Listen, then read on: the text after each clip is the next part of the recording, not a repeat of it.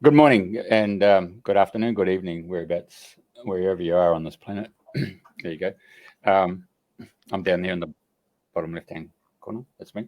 Yeah. Above me is Julia, my host, and our guest is up the very top. Of course, she's up the very top because she's from the Northern Hemisphere, Elena Danaan.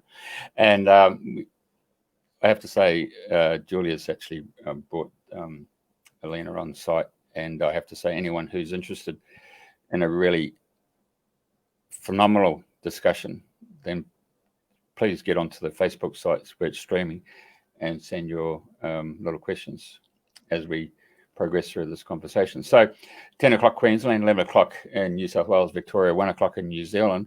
It's midnight in the UK and Ireland. Saturday in the afternoon, it's 4 o'clock Los Angeles, 6 o'clock in St. Louis.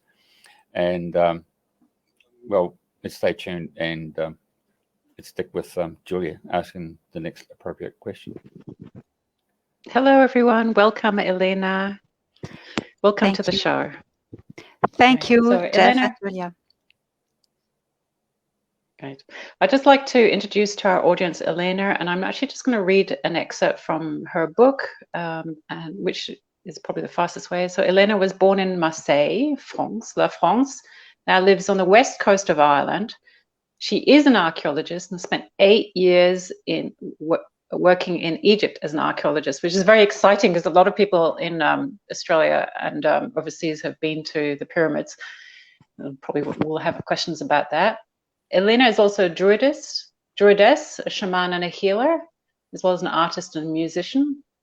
Although she's always had awareness of her psychic abilities, she also is very scientific. In fact, she worked as an engineer for many years for the French Institute of Science, CNRS. So she's very grounded. So welcome, Elena. Thank you, Julia. Yeah, so maybe start off with...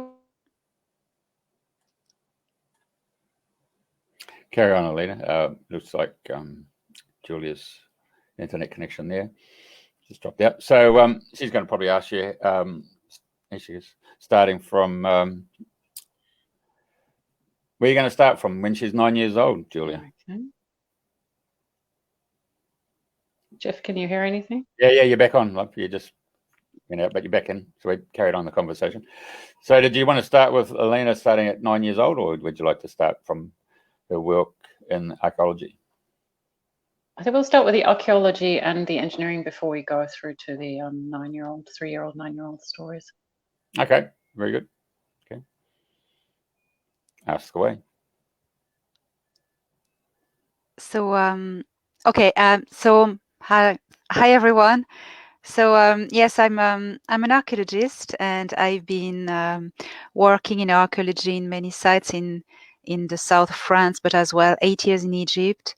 And I was working for the French government and the Egyptian government on many different sites, such as Karnak in Luxor, the Valley of the Kings, and Cairo as well, the Giza Plateau, Dendera Temple, and a few other little places. And it's been quite fascinating. So this is my background, and I have been a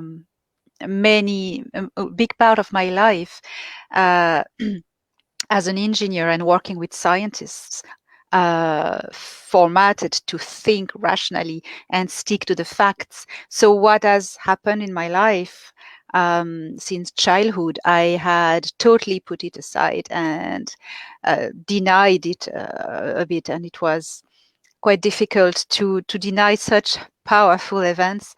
But it's just only recently, 2 years ago, that I decided to finally admit and embrace it and go through hypnosis, and that's the story. Yeah, that's an amazing story. Sort of so.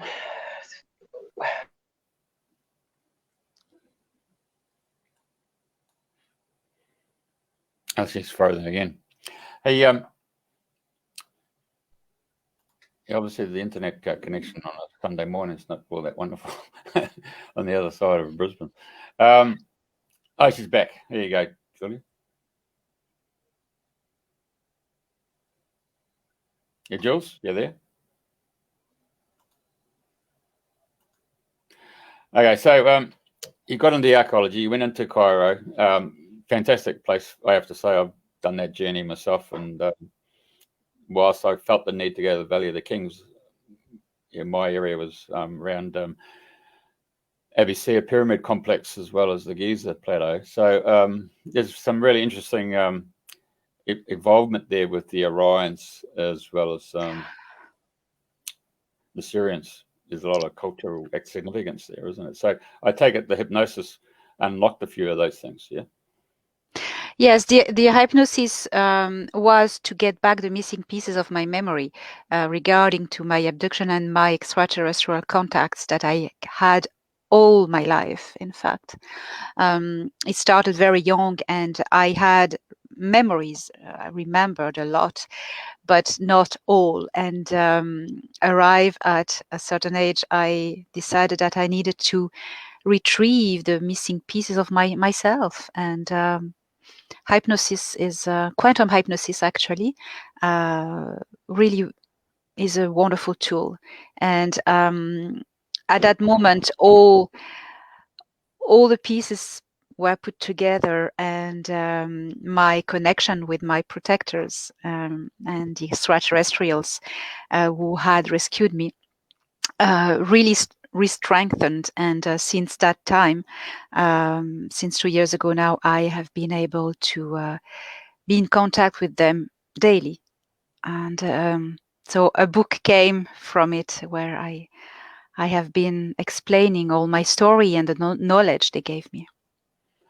Okay, so a lot of people listening right now would hasn't really put the whole correlation of your time sequence here. So we've actually started with the archaeology to give people an understanding that I'll just normally it's Julia in there. So generally speaking, Julia was just sitting about to establish that you're a really grounded person. And I think, and the fact your left brain and your right brain, you're integrated. And she wanted to establish to those people who are watching or listening that when you got someone of your substance who can then proceed to go through hypnotherapy or hypnosis and start digging out stuff that's been suppressed and bringing it to the light, then things happen. And it's always been talked about in various communities, but it's always been hushed and put down and ridiculed. And yet all of a sudden, after 60 years or so, there's been these new shows that have been revealing Project Blue Book and the CIA involvement with hypnosis, pre-programming people, making them suggest things, remote viewing. And they've been doing it for such a long time. And then, but telling the rest of the Australian or rest of the world population, no, you're an idiot. And so all of a sudden, people have been using the intuition and feelings on that stuff and being ridiculed are now coming to the surface and realizing, hang on, we do have this knowledge. We do have these memories. So I think that's where Julie was trying to take the show to just give you establishment that if you're listening and watching the show, you're not alone. Elena's done this and she's revealing something. So is it now time, because Julia's now back on, is it now time to go back to when you're 9 years old and when this whole story started? I think that's now we've got that point. Is that where should we start, Julie, now? Yeah, that'd be great, Jeff. Thanks. Yeah. So, Elena, let's start at the 9-year-old story, because there'll be a lot of people, and myself included, who had visits, people standing in the doorway and thinking, oh my God, what's going on here? So start the conversation. Off you go. Yes. So that's something that I've kept secret a long time in my life, because the few memories I had were very traumatic. So when I was 9 years old, I witnessed a UFO hovering above the house with my grandmother and my sister, my younger sister. I was 9, and it was absolutely magnificent. UFOs are always fascinating thing to see, but it wasn't just a light in the sky. It was a real spaceship. We could see all the shape, a very elegant flying saucer shape, glowing bright orange, metallic, with a bump above and a slight bump under, a very elegant shape. It approached the house. It was very big, and it was glowing orange, and we were like mesmerized. And never in my life I had seen such a thing. Of course, nobody has, very few people, and so it suddenly changed color, and it went from bright orange to it starts to get clearer, and yellow and white. And my grandmother said, oh, it's changing color, it's gonna go. I thought, how does she know that? What is it? And she said to me, oh, that may be that's probably a ship from another planet. And what? There are people on other planets? And she seemed to know something. And I learned afterwards that she had been abducted when she was younger, so she knew about these things. So the ship changed color, and as it went like white, very white, it just shot off in the sky in a zigzag, like this, that fast, and disappeared. And it was like very shocking. And that night, I was abducted in my bedroom by small gray aliens. That episode, I remembered it on through hypnosis. But at the time, what I remembered is that all my life, I remembered that the following day I woke up in my bed, naked. I didn't have my nightgown. I was bleeding in between my legs, and I had markings on my wrists. So they called a doctor, and I was hospitalized for 2 months. They didn't know where the bleedings came from. I had tremendous headaches. They couldn't find anything about it. And everything is written on my health notebook, so I have all the evidence and the dates and everything. What had happened that night, that I had a remembrance through hypnosis then, is that I was abducted. There was this beam of blue light that beamed into the bedroom, and small gray aliens appeared, and they took me. There were 3. They took me up on board their ship. And the thing is, as soon as I was in the blue light beamed on me. I was paralyzed. I couldn't move. I couldn't shout. This light is quite paralyzing, and it's at the same time a bit not really light. It's like a bit solid, or it has a substance, and you're lifted in it, and you pass through walls and roofs. It's like it changes the density of the matter you go through. It's very impressive.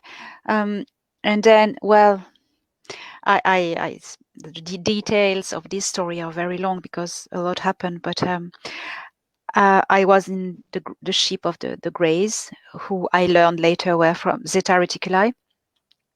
These ones were the workers, the biosynthetic life forms.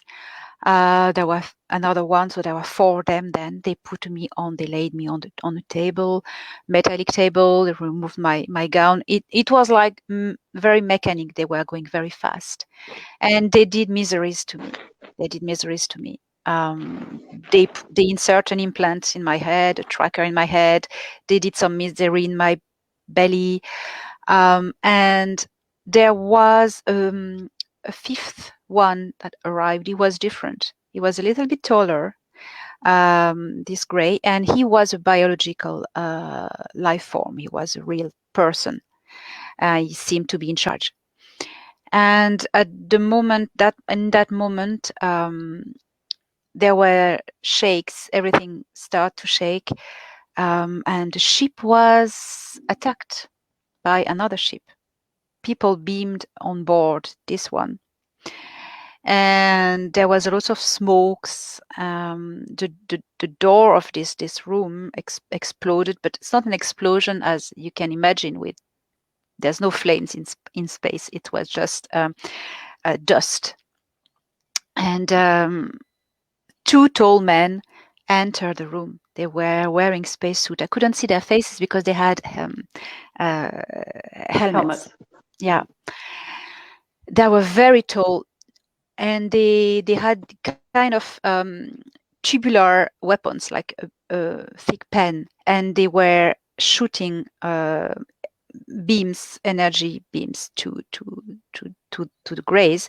They shot instantly the 4 synthetic workers, but the biologic one, the captain, he was strangled.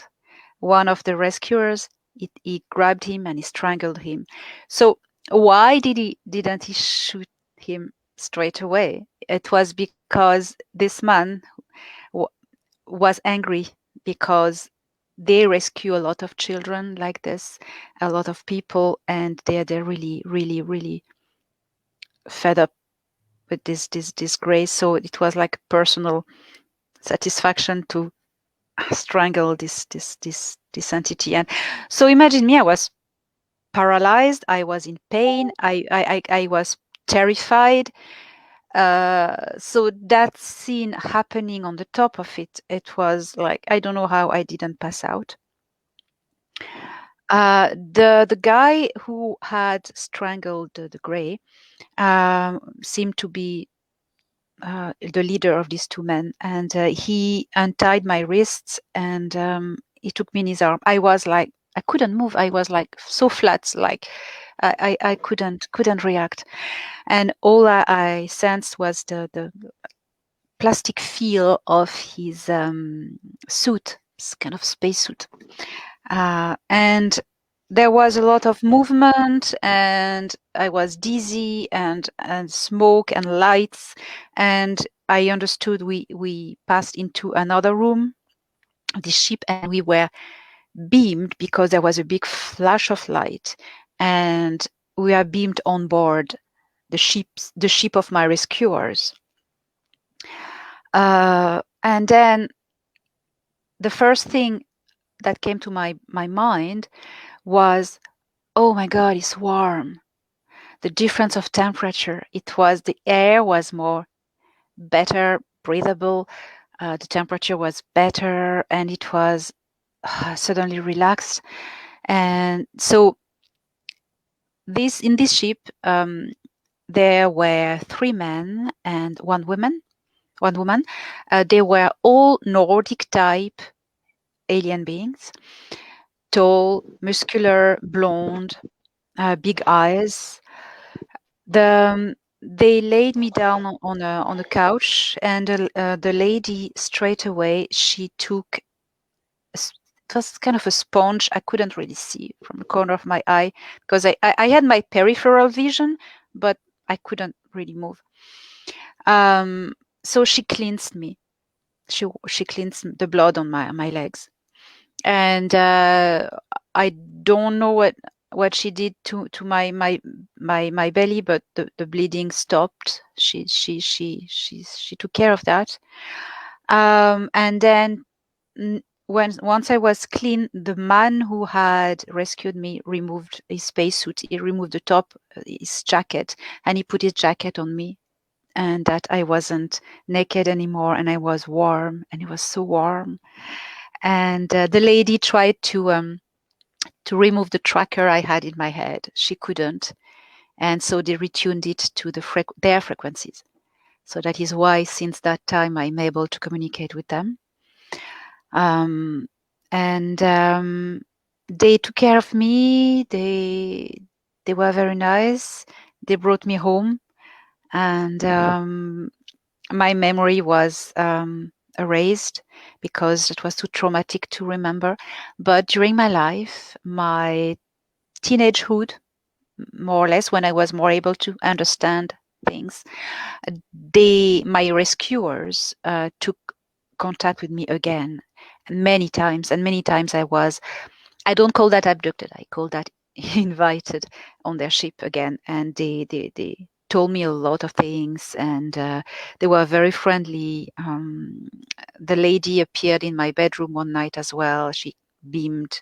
They show me a map of the stars with other where all many other civilizations live. Well, they show me how the ship was working. People, when I talk about that, people are very interested.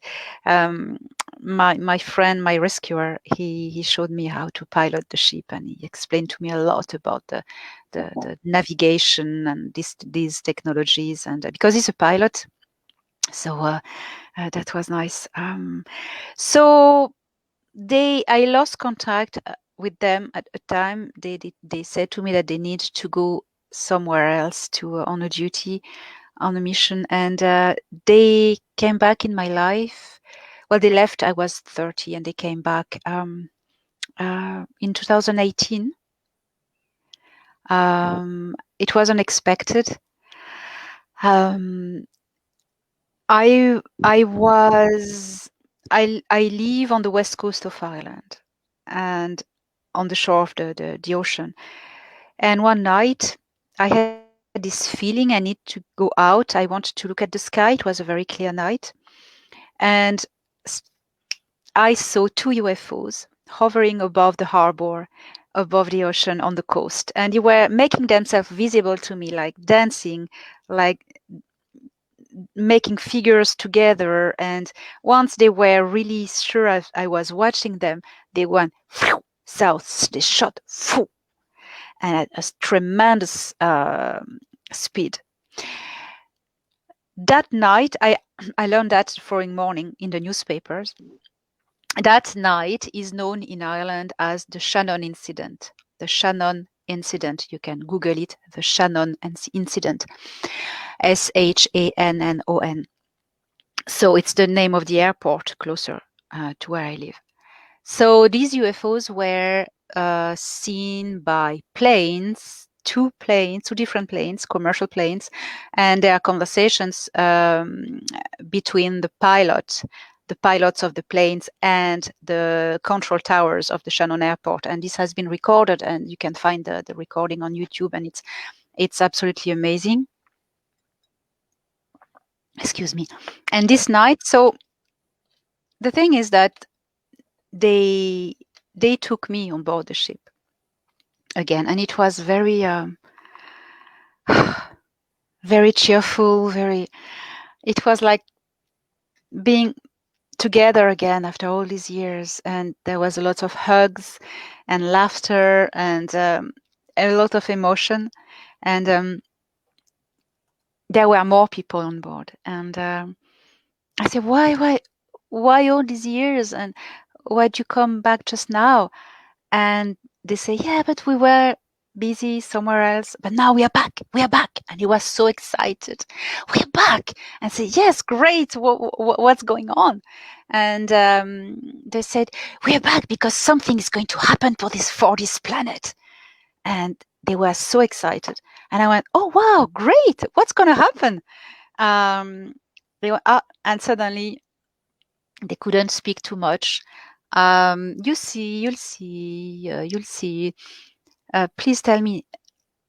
They were excited, so it was something very positive. They were very hopeful for, and they were coming back to participate to this thing. And my friend said to me, I can only tell you something. Go out, see your friends, socialize, go to the pub, go to listen some music as much as you can, go out, party, do everything social that you can. Because I said, why? He said, because in 2 years' time, you won't be able to do it. What? He said, yeah, something's gonna happen. You won't like it, but it will be just temporary. So I would advise that you enjoy life in the meantime. It was in November 2018, 2 years' time later. Yes, and so we know what it is about. So yeah, they told me a lot of things, and I met other beings as well. So they allowed me to remember that moment. I remembered everything, and the thing is that night was the start of my spiritual awakening, because they switched me off and on. They reset me. Shortly after, I had what I thought was a burnout, but it wasn't. I just switched off. Couldn't move. Everything I believed was just thought again. It was like reset to zero, like you reset a phone or a computer. Totally reboot. And after that took a year, and after a year I understood that it was that famous dark night of the soul. It was the famous awakening that I was going through. They had activated me because I was going to be helpful for what was going to happen. I was left without notice, just switch off, and it was very frightening. But and I understood everything. A year later, so it was December 2019, I went, okay, that's time now. I'm going to do hypnosis and retrieve all the missing parts of myself and go forward, see what happens. And that's what I did. Wow, that's such an amazing story, and there's so many questions I'd like to ask. Elena, thank you for sharing. I guess the first thing it would be they, the ones that rescued you. Did they tell you where they're from? Yes. So Thorhan, the captain of the ship, is from the Pleiades, from the star system that we call Taygeta, but they call it Ashara. So that's him. Myra is the lady. She comes from Sirius B system. And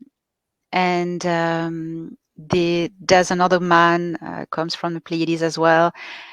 And the third man comes, Valnek, he comes from Epsilon Eridani. All right. So you've got a team of rescuers who are obviously cooperating, and yes. And in terms of what did you learn? Obviously you were not the only child that they were rescuing. What did you learn about, what their team, how long their team had been operating for, why they had to be in operation, and what sort of the macro story was to your own abduction?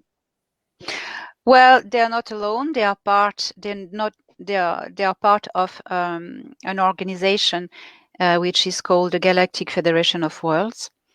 It gathers thousands of races, and so they have an outpost in our solar system, and they work at preserving balance. That some civilizations in danger are given all the environment and the best condition to be able to evolve. We are one of them. The thing is, normally they don't intervene in the evolution of a species, but we have been messed up with. We have parasites. We have been invaded a long time ago, and these invaders are really toxic and are in the way of our evolution. It's the Andromedan Council who drew their attention, the attention of the Federation upon Earth, because the Andromedan Council had foreseen that we would go through a lot of trouble in the near future. So the Federation, Galactic Federation, so decided to help us. That's a vast subject, yes, but again, can talk about it. But yes, my rescuers are a part of this organization, yes. Well, that certainly gives us hope that, there's people out there who consider our civilization to be in danger, because I think we're getting to that realization ourselves. There's so much, there's so much that happens behind the scenes. A lot of people are really concerned about all the children that are being abducted, both terrestrially and galactically. And you ended up in hospital for 2 months after that, and this is at the age of 9. What exactly did you think that they were actually trying to achieve when they did abduct you? It was part of the hybridization program. I was inserted a matrix to prepare fecundation, that the matrix needed to really settle. It's always been neutral. I mean, barren. There wasn't anything in it, but it was a reptilian matrix, two in fact, like empty eggs that needed to be fertilized. So that's what they put. So it's like that movie Aliens. Yeah.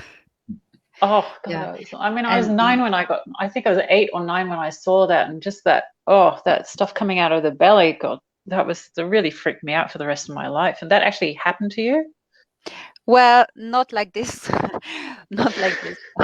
But they inserted me these two things, and which wasn't detected by my rescuers, because it was just an empty thing, and the thing it wasn't really active, so it wasn't even worth trying to remove it. It was too much trauma. I need to heal first, So they probably didn't think it was worth the trouble. So I kept these empty things all my life until the age of 30, when something happened. The thing went just like out of date, I don't know. It started to just want to go out to just I don't know. It started to manifest like 20 years later. I was in Egypt at the time working. So it was very frightening because I didn't know what was happening to me. I had this big bump that was growing in my belly. It was the size of I'd say I would say a mango, the fruit mango. That's that size. And so it went like in 2 weeks. It grew like this. So nobody knew what it was. There was no way anybody would touch me in Egypt. I wouldn't let any Egyptian doctor touch me. It's like if I wanted to die, I would do that. So I came back. I was took back in emergency by the government back to France to a clinic to get that out. I passed exam, and they said, well, it looks like a big cyst full of liquid. We don't know what it is, but we're going to remove that. So the thing is, for some reason, I describe all this in my book, it's a bit difficult to speak about that, but the thing reacted just before the surgery. The thing reacted, and there was some manifestations on my skin, but they got it out. I could never see it because they kept it for study, but I could never see it. And so that's the story with it. That's the story. So I'm just really interested, Elena, because both times, twice, one is when you were 9 and you were bleeding so much you had to be in hospital for 2 months, and then, as you say, when you're 13, you've got this cyst, mango-sized cyst that's grown in 2 weeks. Did you ever sort of get the feeling from the medical people who were treating you that they had an idea of what might really be happening? I don't know, not that I know, but who knows? Maybe there were some who knew. When I was 9, maybe not quite. Well, that was quite disturbing. A little girl bleeding that much suddenly, at 9. I don't remember, but I suppose my parent went through interrogations, probably, because it wasn't normal. So, but I don't know. I don't know if they knew something or they suspect something. But when I was 30 with this surgery, I know they were disturbed. I know they didn't want me to see the thing, and the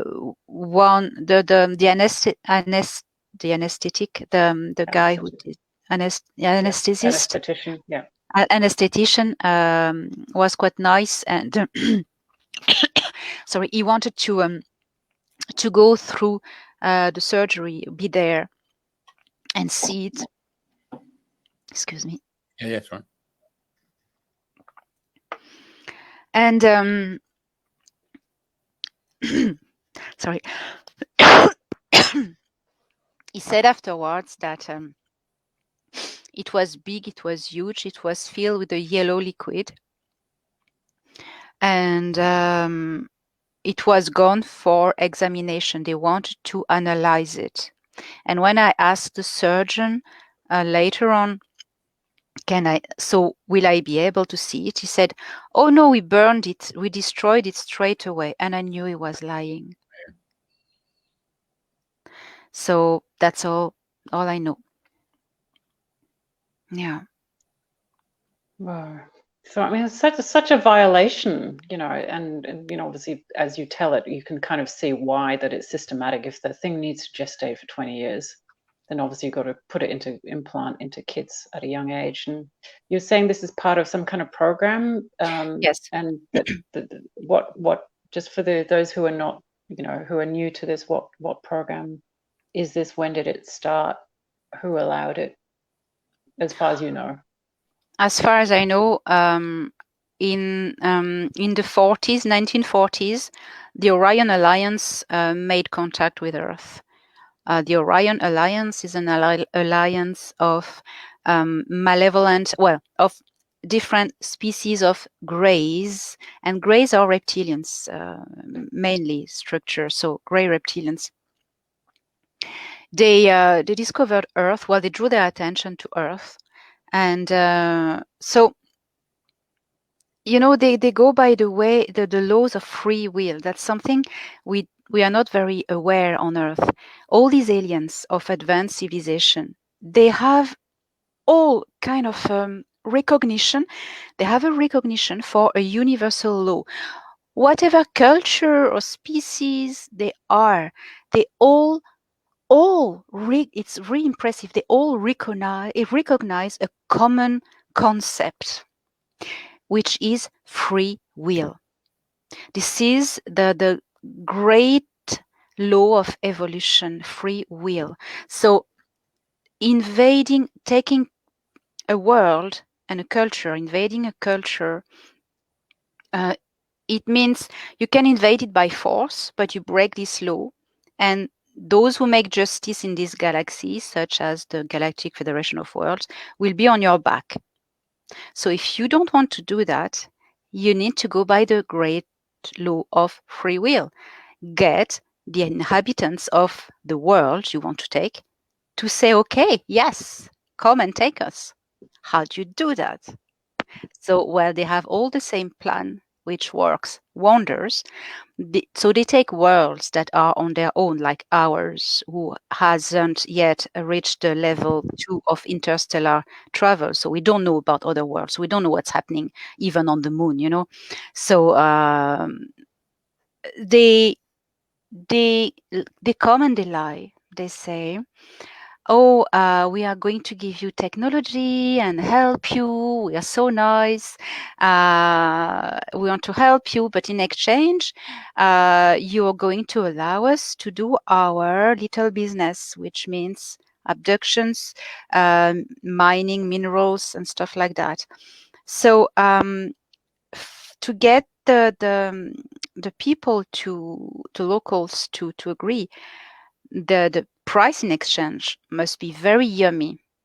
So if they go by, oh, we are giving you, in exchange of abducting people and doing miseries, we're going to give you medical knowledge. Doesn't work. You're going to say, oh, no, you're not going to do that.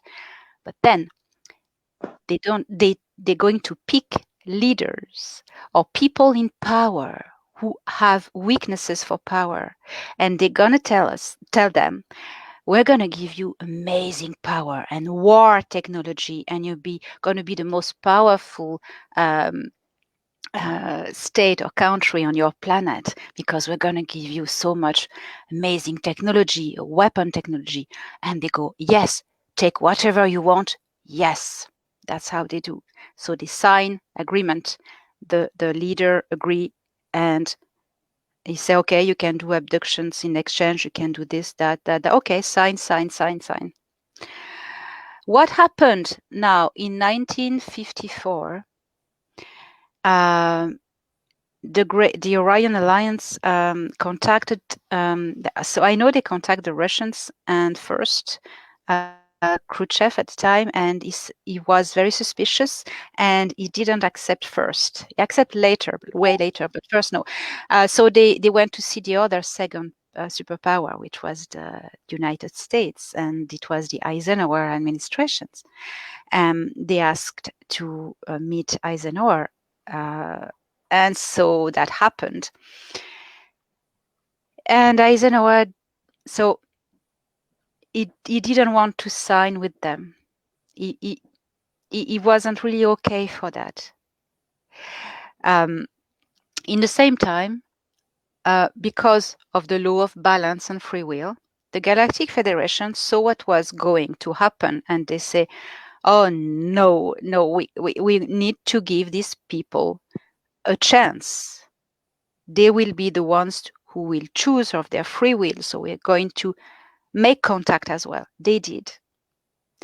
In the same time, the same year, they made contact with the Eisenhower administration. And they sent humanoid from the Federation that they didn't look too scary. And they said, okay, do not sign anything with these ones, because they're going to fool you, and they're very toxic, and you go to your loss if you do that. Please do not sign with them. It's a trap. Sign with us. We give you this choice, and we will give you medical science, free energy, a lot of good things for your evolution, and we will help you to get on in peace with your neighbors and deactivate all the weapons and be all peace and love and stuff. Eisenhower was more inclined to go with them. But then, behind his back, the MG-12, the Majestic 12, signed with the Greys, and that was too late. And the agreements were really well settled when Eisenhower realized that, and he couldn't do anything. He has been fighting a lot to try to get this undone, but for some reason he was very disappointed he couldn't. The CIA, the MG-12 really never wanted to give him the documents, and that was it. That's how this happened. So the Greys from Orion never gave the promised technology. They just gave a little bit and a few crafts and work away. And so the abduction was signed for a little bit more than 100 people. I don't remember the number. It was prisoners and people in mental hospitals. That's why you have some undergrounds linked to, I know it's Los Alamos and some other places. But the thing is, oh yes, and they had the right to dig facilities under the military bases to settle their businesses. So the thing is, they not only they didn't give the whole technology they promised to give, but as well they abducted more than agreed, and it's still going on now. And so the thing is, they are super scary. they are very intimidating, and they have a technology and a power that they are in the place, and once in the place, you can't kick them out. We can't kick them out. We don't have this power. They're so much more powerful. So okay, well, what will human do? Try to deal with it and take the good advantage of it, make deals, and take some part of the business profit from it. So that's what has happened since, because people have always been petrified from them. But the Galactic Federation has always kept an eye and try to minimize the harm. It's difficult. Yeah.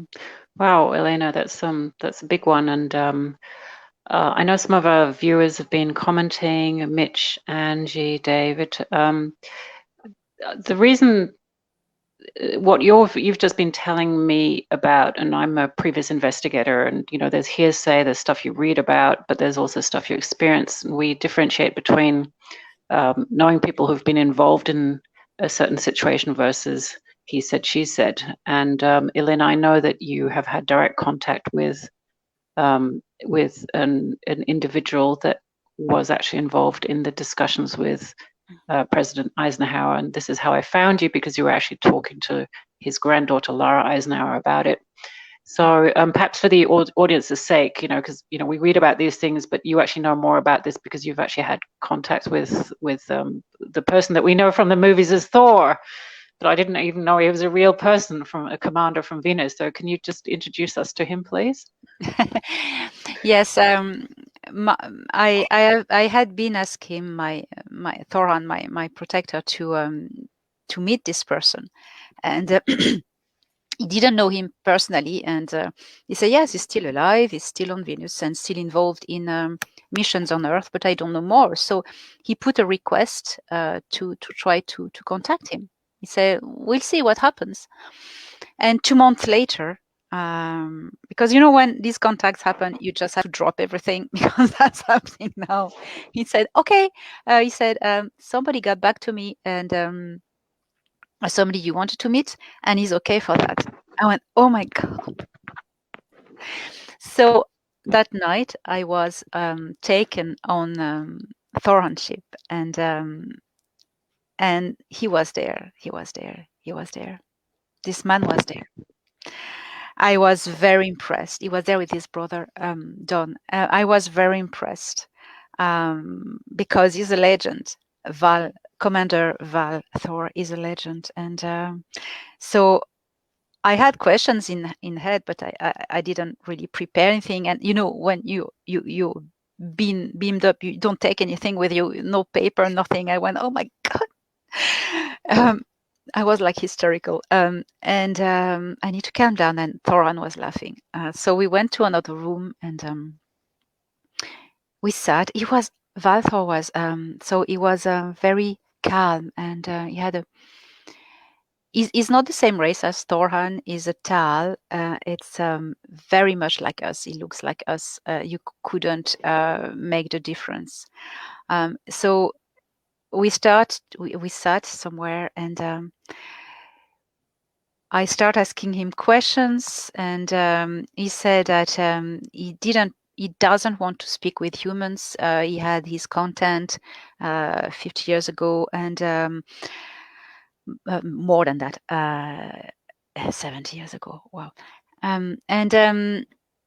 So, but he accepted because it was a request from Thoran, and anyway, and he knew I was doing what I do and writing books and stuff. So he said, okay, let's do it. So that's him who told me what I just told you about Eisenhower and everything. So he met Eisenhower. He was very good friend with him, and he told me personal things about Dwight Eisenhower that I needed to contact his great-granddaughter to tell her, and she was nearly in tears when I told her, because she could confirm everything. Eisenhower had, Walter told me he had a love an admiration for children, and especially for his grandchildren. And I didn't know that, of course. And because he had this love for children, he didn't want to sign with the Greys because of that, because he loves his grandchildren so much. He didn't want his grandchildren to grow up in a world where the Greys were there, where our societies were infiltrated, where abductions were being done, and a world of war and torture and pain. And so he didn't want this world for his grandchildren not to grow up in this world, and never would have he signed, never for this, never ever. And Valthor told me that Eisenhower was a remarkable man, he said to me. Remarkable, he used this word. So all I was saying before, that's him who told this to me. And I was sat in front of him, and suddenly I realized, I went, the excitement just passed. I went, oh my God. And there was the curvature of the earth in the window on my left, and the earth was beautiful, and I could see a little bit of the curvature, and it was very bright, blue and white, bright, and it was drawing very sharp shadows. And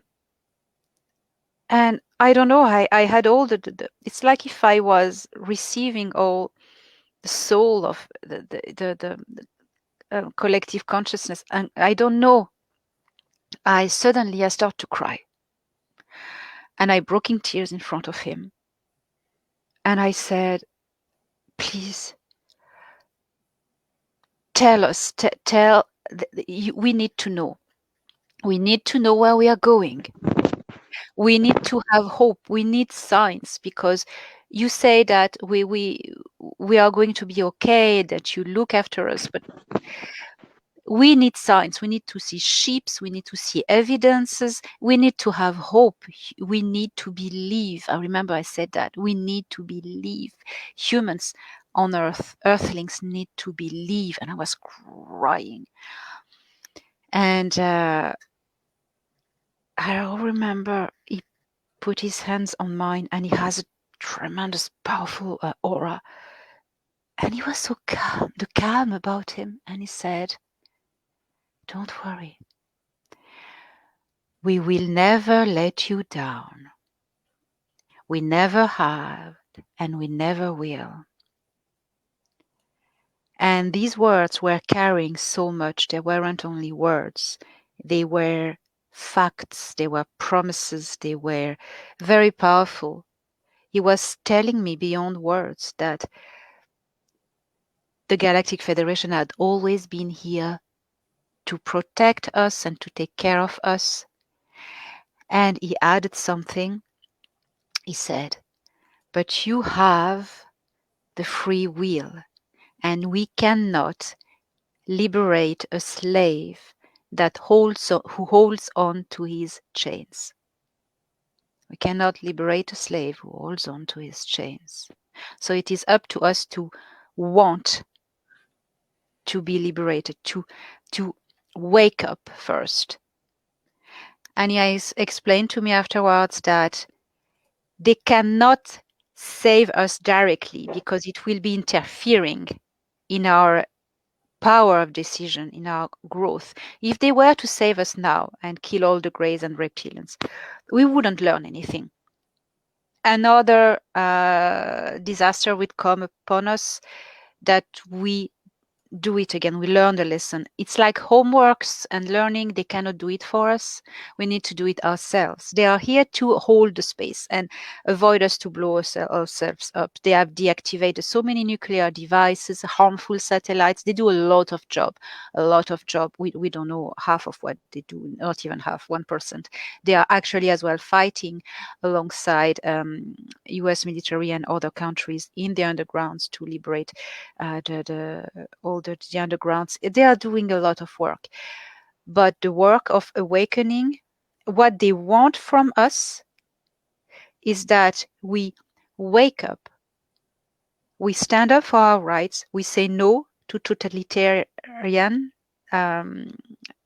dictatorships, we say no to being manipulated, no to fear, and we stand up as free human beings, sovereign beings. And they wait for that the whole humanity wakes up, open their eyes. So they are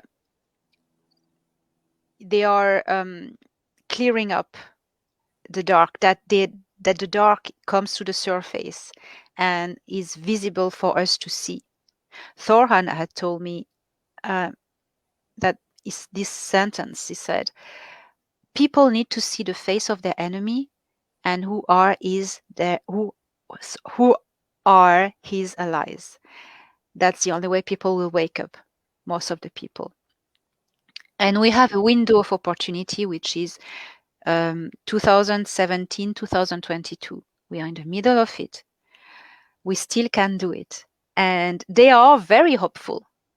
And they are more hopeful than we are because they've seen our future. They know where we are going, but we need to do it because we can still mess this up by just falling asleep and saying, okay, yes, do that to me, oh, I want to be a slave. I'm happy I'm a happy slave, there's so many people still who are like this, like I'm a happy slave. And as Val Thor told me, you cannot liberate a slave who holds on to his chain. They cannot do it. The slave will go back to his his routine. Yeah. So yeah. so that was my story with him. Wow, thanks. As Mitch says, one of our listeners, hi, Mitch, is saying the leaders do not own us physically or spiritually. And I think when we say that, then we're taking away, we're using our free will to not give our non-consent. Yeah, they do not own us. To kind of the zombie society that some people want us to be headed to. Yes, that's the greatest war of humanity for their freedom, for our freedom, and is the ultimate moment. If we don't do it now, the window will close, and they will upstairs, as I call, they will have done all their best possible to allow us to evolve into our true heritage, what we normally should where we should be. When this window will close, and if ever this doesn't work out and we haven't waken up enough, and the reptilians and greys have taken over this planet and this enslaved humanity, there will be two options left. We won't be able to do anything. We'll be like, that's it. But then the Galactic Federation will have two options: go away or start a war. And a war, I've been told, that's the last thing they want to do, start a war with the two most powerful empire in this galaxy, the Sikaar Reptilian and the Orion Alliance, with the Earth as a battleground. That's going to be horrendous. So many people are going to die. They don't want to do that. They don't want to go to this. So they are really, really, really pushing us to wake up. We need to wake up and stand for our rights.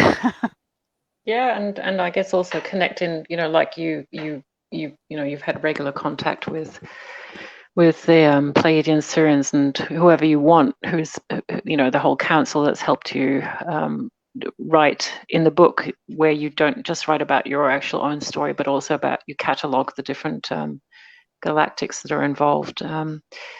We are copying this to the Rainbow Crystal starseed groups. So if you have always felt that you belong from another system, you do, and you're here. And Elena's book has lots of diagrams and illustrations that will help you connect in to your home team, the home base, and sort of, once we're in contact, we don't feel alone, and we can get that support and guidance. Yes, just I as have Elena's done and Jeff has done. Yes, I have a repertoire of all the early alien races involved with Earth, the good and the bad, and it's quite helpful for many people to find about who has abducted them, where they come from, and if they feel they belong to somewhere else, what the species. Everyone is in it. So you can see really every beings that are involved in abductions. They are all in here, and I've had an amazing feedback that it's been useful for a lot of people to understand about. So these equally, yeah. Yeah, sorry. And equally, if you feel that you've been abducted, I mean, I think you describe quite details the signs and symptoms. So do you offer healings for people, or who, you must have a lot of people who get in touch with you and say the same thing happened to them? Yeah, so the thing is, I can recommend my book where all the data is in it. I cannot heal the lady who helped me with quantum hypnosis. She's specialized quantumlifetransformations.com. She specialized in alien abductees, and she's been helping a lot of people. So I would recommend this person, and she's working online. But anyway, yeah. What I want to say, there is something that I can say that is helping everyone who has been subject to abductions. Free will is the great law where they all go by free will. To dispossess you from your free will, from this power that just shuts them down, to dispossess you from it, they're going to use fear. So they're going to scare you. That's what the deep state is doing to the people as well at the moment.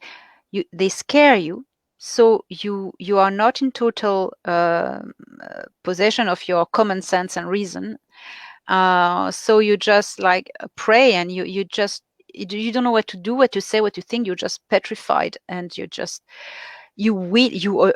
allow your aggressor to do anything to you because you fear, and it's a state, a vibration that's very low, and it allows them to just take you. But that I'm talking about abductions, like when the Greys, for instance, beam in your room or beam you up. But that is worth for many things that are happening in the world as well.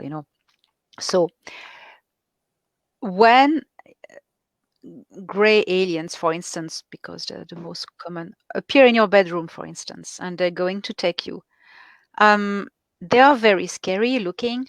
That's true. So that's one. You're scared just to see them, and even to see a beam of light in your room, that's enough to scare the out of you.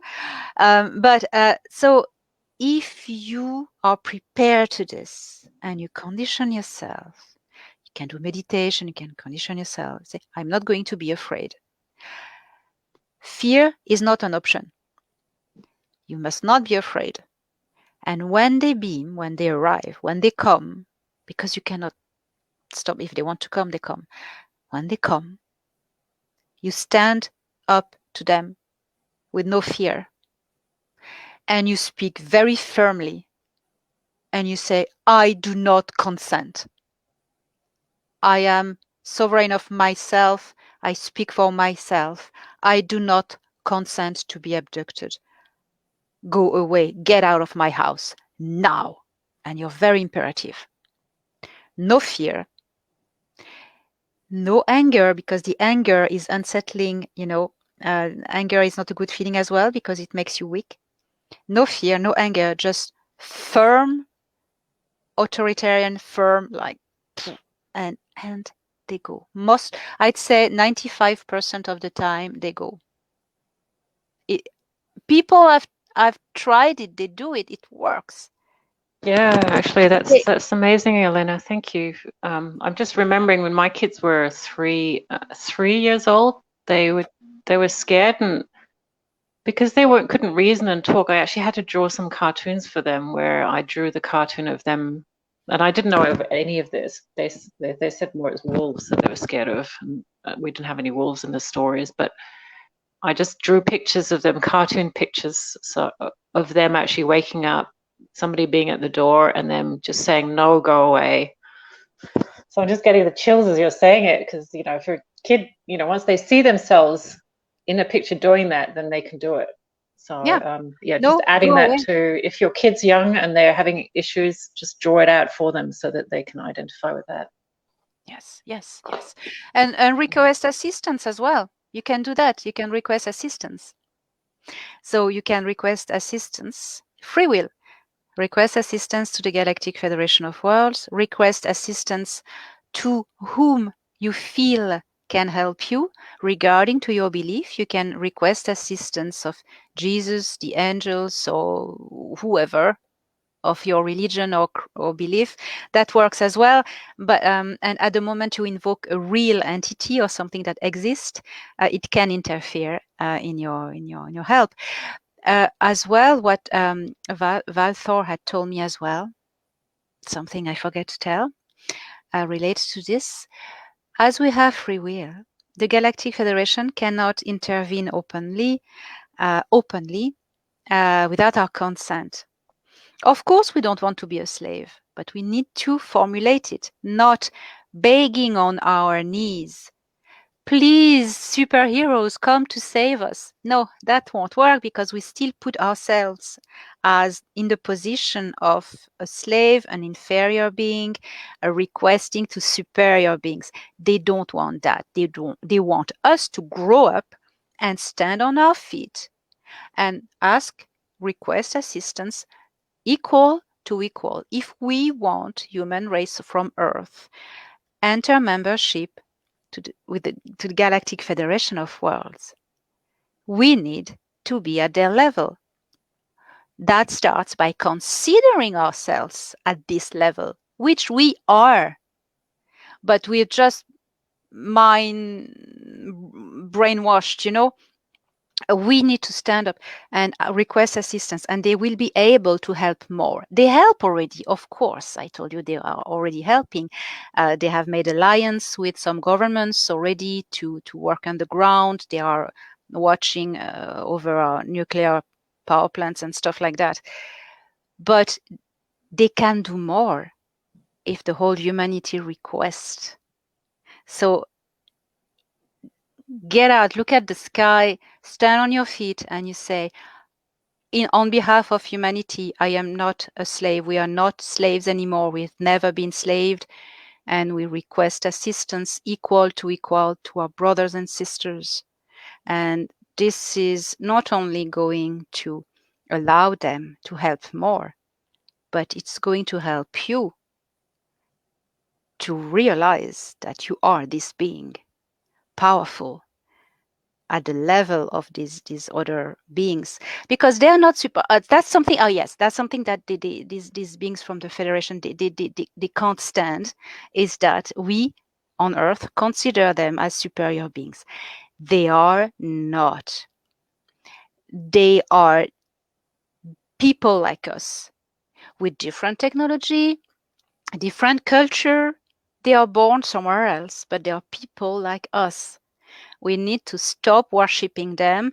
There are so many new age movements like Ashtar and stuff like worshipping them. We need to stop that. It's not them, superior, beautiful galactic beings, and us, poor Terrans, earthlings. No, we are all galactics. We are all beautiful. We are all the same family. We need to grow up now. And if we don't know who we are, the Greys and the reptilians who occupy this planet, they know. And they are the ones who fear us. We think we are the ones who fear them. They fear us. They don't want us to wake up and rise vibration, because they know if we rise our vibration, if we all wake up, they're gone. They're gone. Because we're more powerful than them. They know that. They don't want us to wake up. That's why they lock us down in these low vibrations of fear. They lock us down. But we're awakening, and it's in good process. Very Hey, nice. I just want to take the conversation in another tangent. It relates to your hypnosis, and of course, Julia does hypnosis as well. So, in your hypnosis, it was actually unlocking aspects of your current life, and yet one actually can delve even further again into pre-existing lives, past and future. So the question is, those who are probably listening here have a heartbeat that sort of says to them, I don't know if I'm really supposed to be here, but at the same token, they are here, and they've brought with them probably their wisdom, knowledge, and understanding of how to, once they're awake, to bring all that wisdom into humanity, so that their internal light shines forth, as opposed to competing against the darkness of fear. So those people who are listening, would you suggest a course of hypnosis with someone who has that those attributes to nurse them through, if that's the right word to say, or take them on their hand and sort of take to their first day at school, just to be there to unlock it, and then go through that process of just bringing in all that knowledge? Because to be able to stand in your sovereignty and your truth would suggest you've already an advanced soul, an old soul who's put their hand up for that away mission to come here to this planet. And it reminds you of Star Trek. You know, the prime directive is not to interfere in a culture because of pre-existing problems where they've gone to a civilization to assist, and it's created the Klingon War, so to speak. So, but listening to you, and if we can unlock people where that principle, if we talk on the cross consciousness of saying where there's two or three gathered, I'm there. With our group that's watching and listening today and for replays, why can't we all just collectively come together and put that request to say, right, to the Galactic Federation, or whatever principle you want to put forward, I now invoke and ask to activate the Christ within ourselves to awaken this planet, but more importantly, become part of the what I would say, we're just one voice in the choir now, as opposed to being the center of the universe. Is that our request, that we could actually now, by watching and listening to the show, step up and say, excuse me, I've had enough.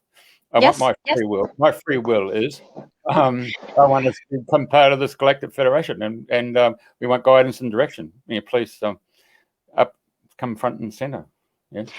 Yes, absolutely. I wrote something together with Thorhan, my protector, and it is something that needs to come from your heart. But I wrote together with him a request that I'm going to read to you now, and I can, if I can, copy paste somewhere. But that's my words and Thorhan's words. But you can say it with your own heart and your differently. But I need I put my 3D glasses, as I call it, and I'm going to just a minute. Like I find him. Okay. So this is the text that I suggest to say on your feet as sovereign being. Okay. So I, sovereign, free human and spiritual being, standing as equal among the members of the galactic community, request of my own free will on behalf of the people of Terra, assistance to the Galactic Federation of Worlds, to expel malevolent and invasive extraterrestrial forces out of this world definitively, to end their occupation and liberate the people of Terra from slavery. That any previous agreement made with malevolent extraterrestrial forces in the past be rescinded. For by their own free will, the people of Terra are reclaiming back now their own planet. The people of Terra are reclaiming their rights and their sovereignty. The people of Terra make now agreement with the Galactic Federation of Worlds. May this be set in the infinity of the stars and the eternity of time. May peace and justice always prevail. So that's what I've written. And I could copy paste it here. I believe you can share it. You're on your screen there. You can share, can't you? I just copy paste it here in the chat. Yeah. I don't know if you have it, so I don't know what you can do. Yeah, you should be able to follow it. Yeah, well, that's like a new independence declaration But that for our century, our generation. Yeah. I've written this with Thorhan, my protector from the Pleiades, and after having met Valthor.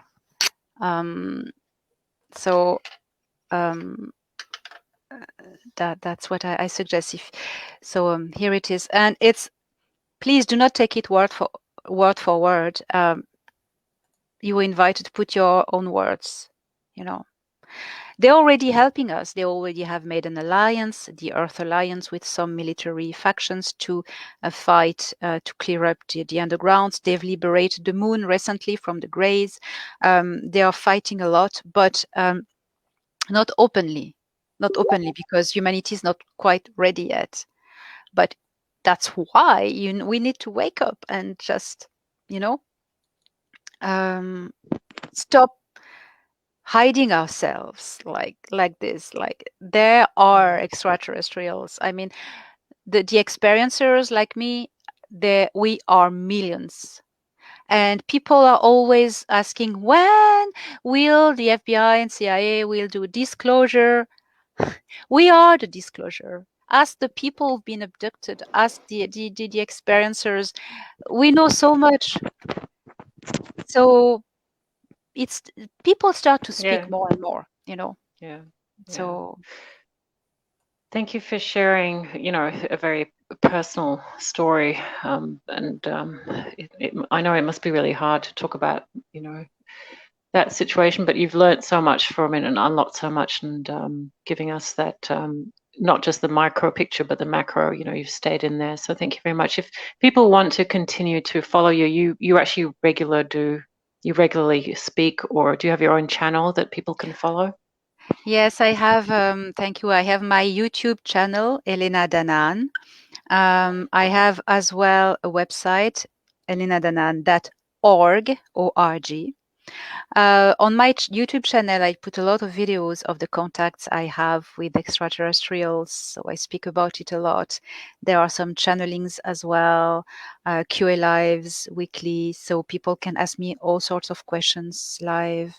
I try to help my best, and lots of meditations to help people find who they are. You need first to find who you are. And we are all powerful, beautiful beings. Well, that's great. Thank you very much, Elena, for joining us. And, hopefully we can get you on in again when you get the green light telling us we've been victorious, standing up for ourselves and evoking our free will. Yeah, hopefully it will come soon. Yes. Well, ending on a note of hope. Jeff, anything else you want to say to Elena or our beautiful audience that's been listening to us? How many members of the MJ12 are still alive, or is it their offspring that are still representing the MJ12? Probably. I don't know. I do not know a lot about this now, but probably, yeah. I also understand in the Gift from the Stars, you've got maps of underground bases and so forth, haven't you? Yeah, I don't have a map, but I have a lot of information about the underground bases with a lot of names where they are. To go back to the MG12, I've been told that the organization is still active, but it's named differently now. I don't know what is named, but it's still going on. And yes, I have been given a lot of names of underground military bases with extraterrestrial facilities. A lot. So it's in my book, yeah. And I've been, and this map of the stars as well, which is quite useful. Yeah. All right, I appreciate that. Lovely. And where's that little thing I had there? Just a moment. Just pull it up. There you go. Our good friend Elena's now was it 20 past 1 in the morning in Ireland? Yeah. Yes. She obviously operated on southern hemisphere time, but it's been fantastic of you to stay up and to share that, and it was so coherent. And we apologise for the beginning there with Julie just going offline there on her sort of breakdown on the internet there. Maybe some interference, but we certainly got the show up and running, and it's been fantastic. And I can only voice what Julia said. We'd like to have you back on. It'd be fantastic. My pleasure. Thank you. All right. We'll call it a quits. Thank you very much for watching, folks.